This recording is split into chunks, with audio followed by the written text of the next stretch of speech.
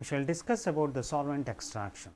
That a solvent extraction normally involves a distribution of a solid between two immiscible liquid phases. Where it is actually applicable, that is, these solvent extractions are applicable in the extraction of organic as well as inorganic substances. This solvent extraction is having one more classification, that is, when it comes to solvent extractions, these extractions can also be done in terms of solid phase extraction. What is the solid phase extraction means? It is a technique in which the hydrophobic functional groups are bonded to a solid particle surface and acts as an extracting phase. That is, in the solvent extraction, you are using two immiscible liquid phases, whereas in the solid phase extraction, your solid phase is acting as an extracting medium. It is acting as an extracting medium. That is the advantages of solid phase extractions. What are the advantages of solid phase extractions over a solvent extraction? In the solvent extractions, we are supposed to use so many organic solvents which are not eco-friendly. That can be avoided in the solid phase extractions. That is, they reduce the need of large volume of organic solvents. As you know that organic solvents are not economical in nature as well as it is not eco-friendly.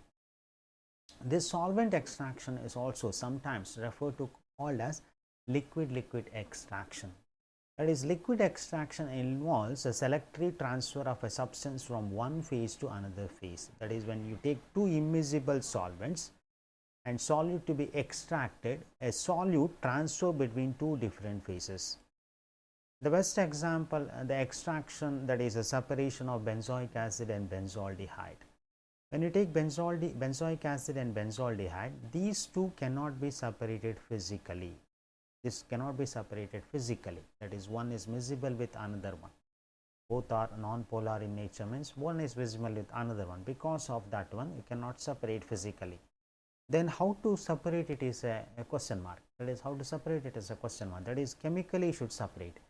Chemically, what are the techniques we are using in the separation means? You can use some acid or a base.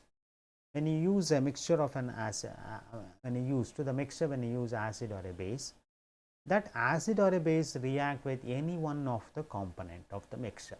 When it reacts with any one of the component of the mixture, it gets converted into corresponding salt.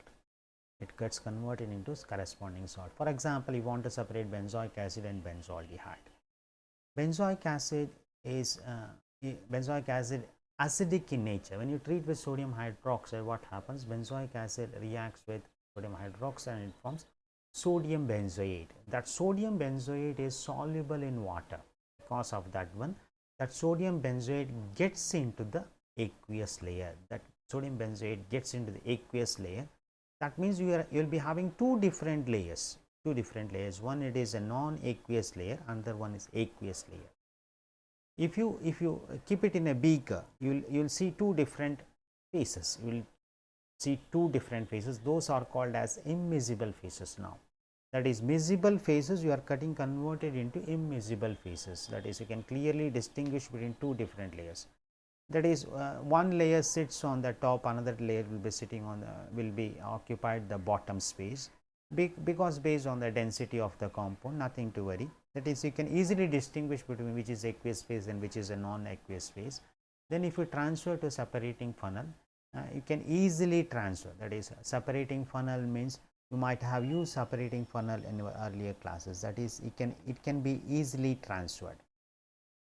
Now, suppose if you want to come to the separation of aniline as benzoic acid or acetic acid or acetone, the same technique can be adopted. Aniline benzoic acid means aniline is a basic in nature, benzoic acid is an acidic in nature. Now, if you add an acid, aniline forms anilinium hydrochloric acid. Benzoic acid does not react with an acid, it remains in the non-aqueous phase only. Aniline gets converted into aluminium hydrochloride.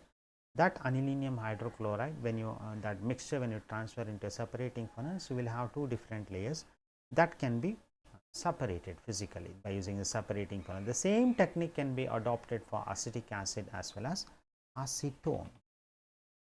Acetone. That is picture the separating funnel is picturized. That is, you might have seen this one. That is, you are having two different layers. One, it is an one layer is immiscible with the another one. That is, you can physically distinguish between the layers. Where should we use this separation technique? Where should we use this separation technique? Normally, a maximum application of this extraction procedure, that is a purification procedure of this type, is applicable to the organic chemist. That is, why means in the organic chemist means you might have synthesized so many drug compounds, or so many synthetic products you might have. I want to separate I want to separate it individually. When I want to separate it individually, I will use the extraction process. This extraction, now how can you define this extraction? Normally, the extraction is a process that selectively dissolves one or more of the mixture of components into appropriate solvent. The solution of these dissolved compound is often referred to as extract. This extraction is also applied in the brewing of coffee or tea, in the decaffeinating of coffee with liquid carbon dioxide. These are the applications of your solvent extractions, as well as solid phase extraction also you can apply. That is, now in the organic chemistry lab, however, the extractions almost always refers to the transfer of compounds from one liquid solvent to another liquid solvent. The compound can be extracted from the impurities in a solution by extracting the compound from the original solvent and the second solvent. For the process should be selective. This is more important. For the process should be selective, the compound must be more soluble in the second solvent. That is, any one of the compound, whichever you have chosen, that should be more soluble in any one of the solvent. If it is more soluble, what happens? It gets layered to the it gets extracted to the solvent which it is more soluble, and impurities remain in the second solvent. Additionally, the two selected solvents should be immiscible in nature. It should not be immiscible, means it should have two physical differentiation, immiscible in nature, so that they produce two separate solvent layers. After dissolving the mixture, the first solvent, the solution is added to the second solvent, that is discussed in the first point. The two layers are vigorously mixed, that is, it is shaken vigorously. When you shake vigorously, what happens? When you shake, what happens? Any one of the solute gets into any one of the solvent. This mixing facilitates the transfer of the dissolved compound from one solvent to another solvent. Once the process is complete, the layers are again allowed. When the layers are allowed to form, as in the separating funnel, what happens? You can have physical differentiation. Now what happens? I can easily separate both. That is, when you transfer to the separating funnel, what happens? You will have physical differentiation between two different layers. You can have visual differentiation or physical differentiation between the two different layers. Then I can easily separate by using a separating funnel. This is the basis of your solvent extraction. That is, solvent extraction, that is, I will repeat once again, solvent extractions primarily involve a solvent.